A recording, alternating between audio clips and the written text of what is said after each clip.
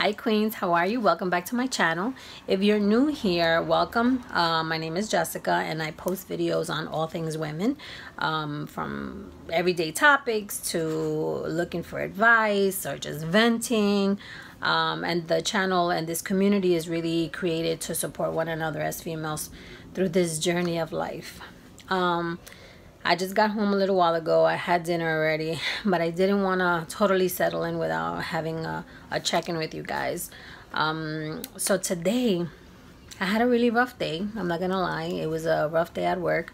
And it was just, what made it rough is just, you know, the dynamics among colleagues and supervisors and subordinates and the emails that come flying through and things like that.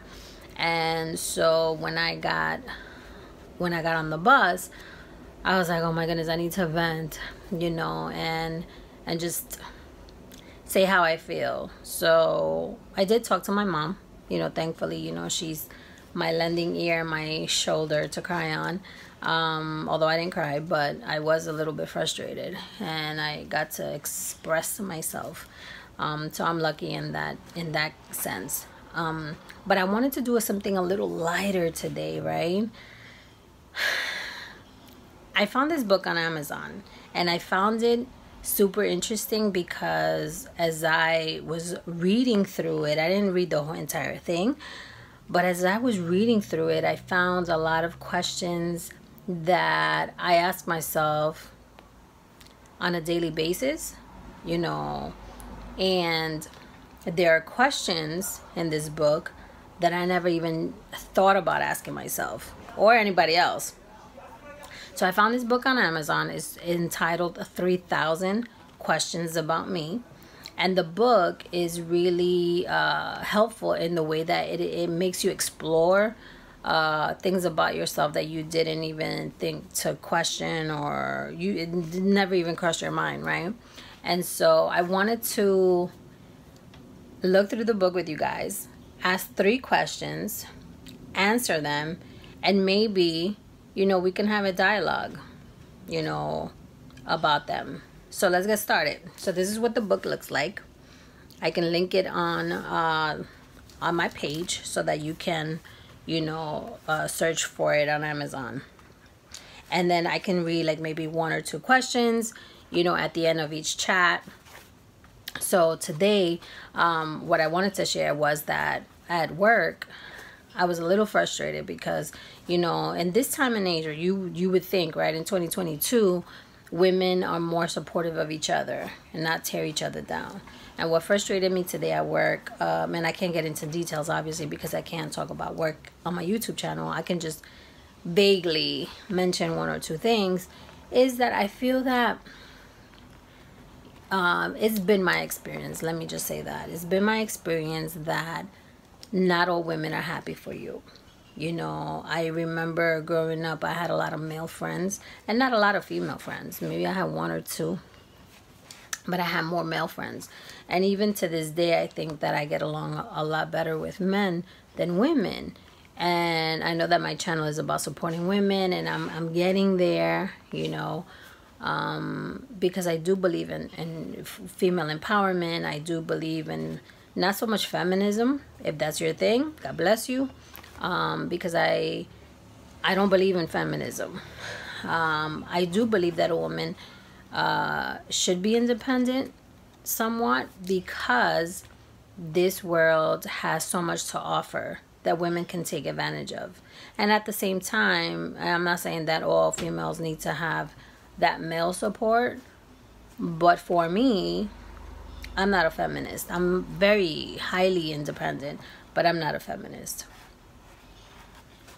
With that being said, I feel that, you know, it's been my experience throughout my life that, you know, I haven't had the most support from women. And I think that that's one of the reasons why I wanted to start this channel, is because, you know, I know for a fact that there are other women who have experienced the same thing. You know, it's also been my experience where people say, oh, you know, well, women can be catty, you know, or women are just envious, you know, they always competing, and, you know, they like to talk and they gossip, and you know what? Some do.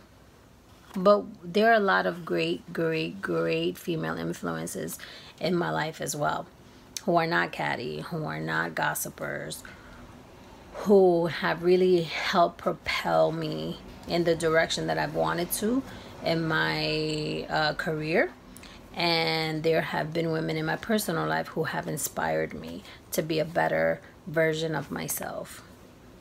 So when I saw an interaction between two females at my job today, I felt really sad for them, because both are coming from a place of hurt, and the way that they interact was really not so much disturbing. I don't want to say disturbing, but it was really sad. And so I wish that it didn't affect me.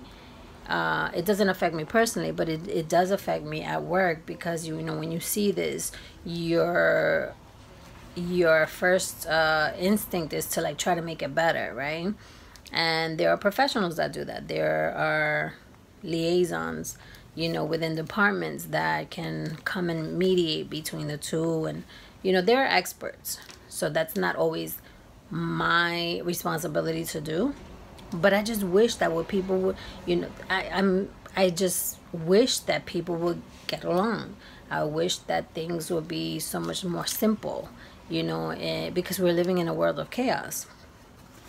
And so that's what was upsetting me today, you know. And I asked myself, you know, one person was saying, well, I'm just being honest, and the other person was like, no, you're being mean. So then, you know, I started asking myself that question: when does it stop being a person being honest,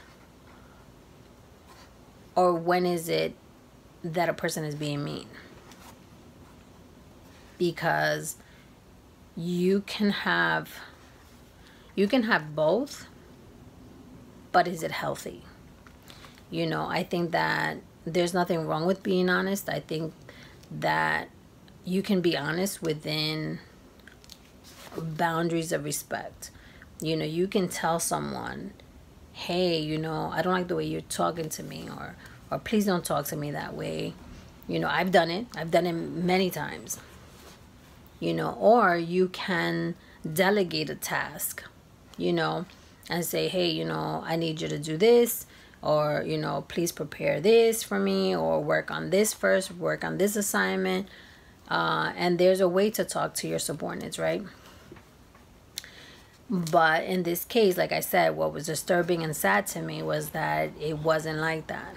And so I pray that they work things out. It doesn't affect me personally in my unit, but I hope and pray that they work things out, because the dynamics that is displayed in the office, it really affects everybody. You know, people start feeling like they have to walk on eggshells and things like that, and it's not really cool. So with that being said, I'm going to get a little lighter, right? I'm going to lighten the mood and read 3 questions from my book. So, like I said, this is 3,000 questions about me. I'm going to put my glasses on because I can't see without them. And the first question is, who do you think you inspire? So, I think I inspire other women who are Latinas, women who are lady bosses. I think I inspire women who are up and coming in their career, in their path of social services. I think I inspire my mom. I think I inspire my brother. I think I inspire my extended family. I think I inspire a lot of people. But the way that I inspire them, I think, is the way that I communicate. So I wouldn't say that I'm the most effective communicator, but I definitely am a great communicator. And my strength is in my writing. And so I'll tell you something really quick. You know, I was born in Guatemala, and I came to New York when I was 6. So I quickly had to learn English because Spanish is my first language. And my parents put us in a public school. We had to learn English. I had to learn the language. And more than learn it, I had to, or speak it, I had to learn how to write it. And the way that my brain works, and I know it probably happens to you too who are bilingual, I think everything in Spanish first. And so, excuse me, because I've had to learn how to process the information in a second language, in the English language, I had to push myself to try to perfect how I communicate in writing. Obviously in verbal too, but definitely in writing. And so it fascinated me. You know, when I was in junior high school and when I was in high school, I took free writing courses, I took English courses, and I always passed them because I enjoyed reading, because I enjoyed writing, because I enjoyed talking. You know, there were times where the teacher would tell us, you know, okay, you know, write a summary, or we're gonna have a free writing, you know, course today, or we're gonna spend 20 minutes or 10 minutes free writing, and we're gonna share what you wrote. And that was my favorite part, because I always like to talk and I always like to write and share my ideas. And so I think that that's how I inspire people. So the other reason why I think I inspire people through my writing is because I pay close attention to detail, and I am a perfectionist when it comes to my writing. I am currently writing a book about me and the woman who I've become because of the women who have paved the way, and that meaning my family, and the two men who have had the most impact on the way that I see myself as a woman. And so, you know, that's my journey right now. I'm writing my book, and I know that that book is going to inspire others as well. I know that when I write at work, you know, my style of writing is business, obviously, because it's my work, right? So I review policy, I review procedures, I write directives. So my business writing is very different from my free writing, but I'm just as a perfectionist with both. So that's how I inspire people. And hopefully I can finish my book, and I will be able to share it with you and sell it on Amazon so that people can know my story. So let's move on to the next question. And I'll just randomly select them because I haven't gone through this book in its entirety. Do you believe in taking leaps of faith? Yes. Taking leaps of faith is the most rewarding experience. And the one time that I took a leap of faith was when I was working in this organization years ago. Like, I think it was like, wow, like 12 years, like 10 years ago. We're in 2022. Yeah, like 10 years ago. I was working for this organization, and the woman who was in charge, well, she was the manager of the office. She was very mean. And not just mean, but she was a micromanager, and she was driving everybody's life crazy, including mine. And I said, you know, I don't want to be here anymore. I can't do this anymore. It's starting to affect my mental health. I can't work. I can't focus. I can't do what I came to do. And so one day I walked into the office, and she was just driving me crazy. And I walked into the bathroom. I kid you not. It was early in the morning. It was like maybe 10 o'clock in the morning. I walked into the bathroom, and I said, God, I trust you. Today I'm going to resign. I didn't have a backup plan. I didn't even have a prospective employment that I was looking at or considering.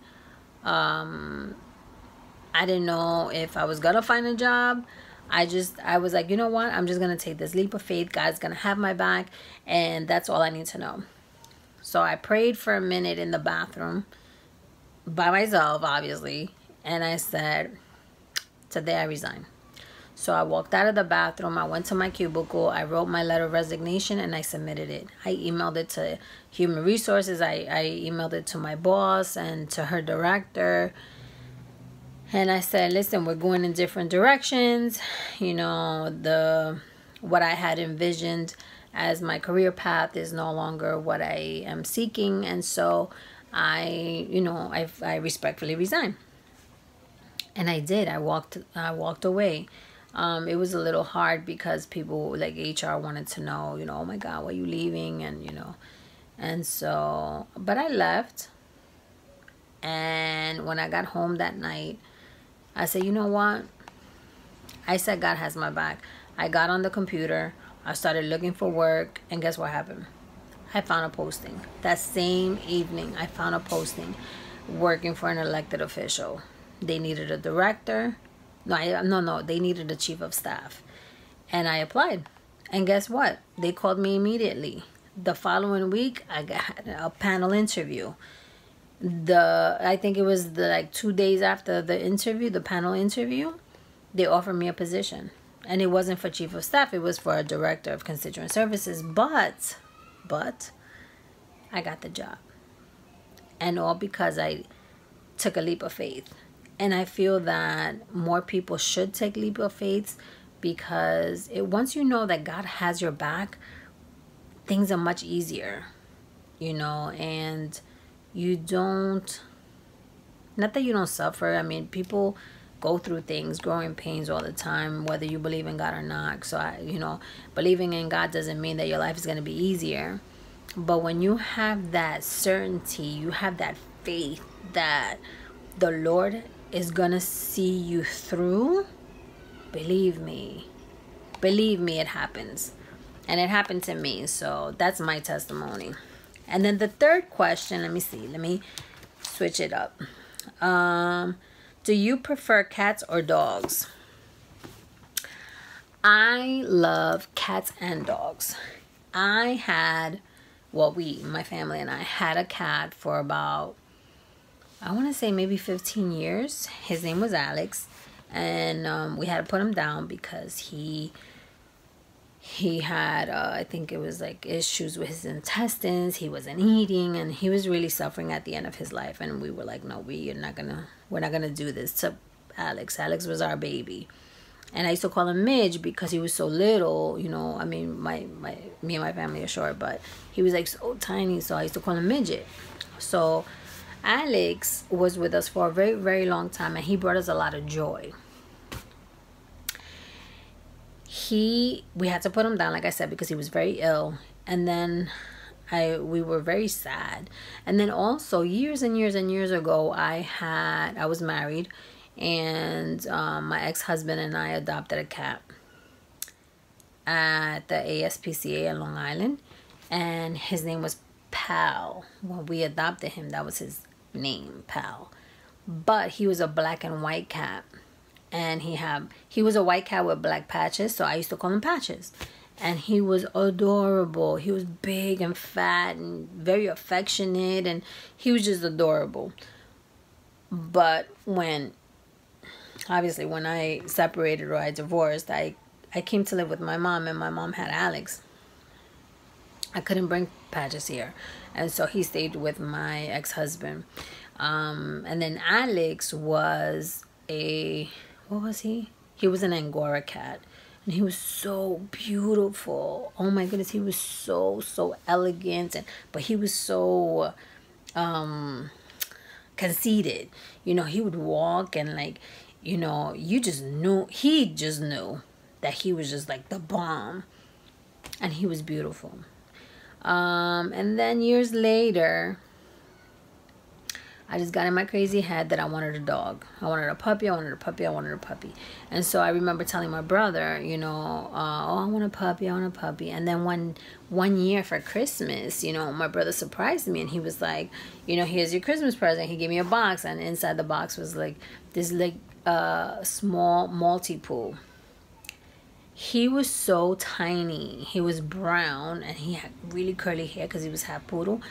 and I named him Honey Child because he looked like honey, like the color of his fur was like honey, and he was just adorable. And I got Honey Child from what's her name, Paris Hilton's ex-best friend, I forgot her name, Nicole Richie.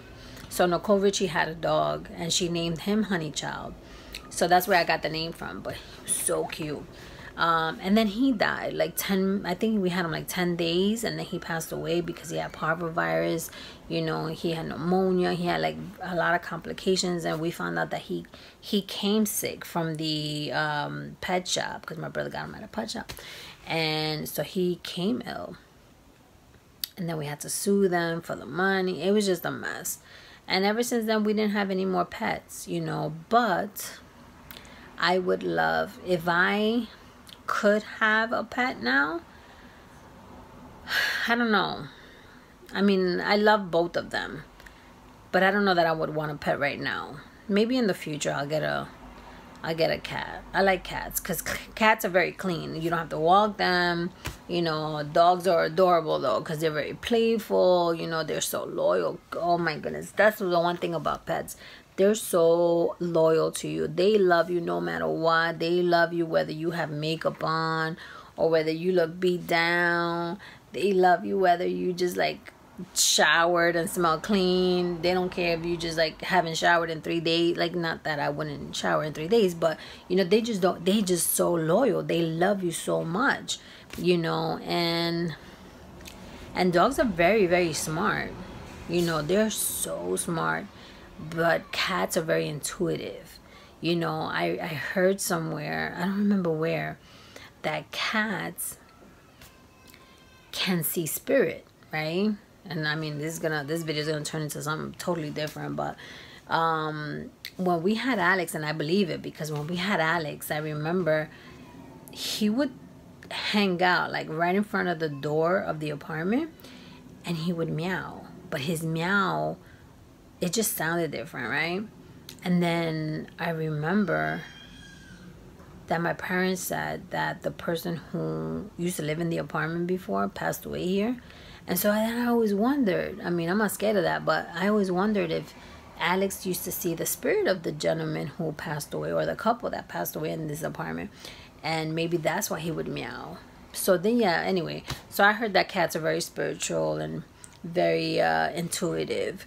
Dogs are very, very smart, and that's why they're used, you know, as guide dogs and emotional pets, and they're used to solve, you know, crime, like the NYPD, or not that just them, but law enforcement in general. They have a canine unit, and so dogs are super, super, super smart. But anyway, yeah, so I don't want to ramble too much. But you know, thank you, because now I feel much better. I was feeling terrible about my day at work and what I've witnessed, but I feel a lot better. I feel lighter. I feel like I vented, you know, and I feel happy again. And like I always say, everything happens for a reason, and we go through things, but everything passes. And this too, for my colleagues, shall pass. So I just want to be a source of support, and I pray that they work it out. And thank you for, you know, stopping by and listening to my crazy stories, you know, like always. Yeah, so I'll see you soon. You know, don't forget to like this video. Don't forget to share this video. Then don't forget to subscribe. And I'll see you next time. Take care.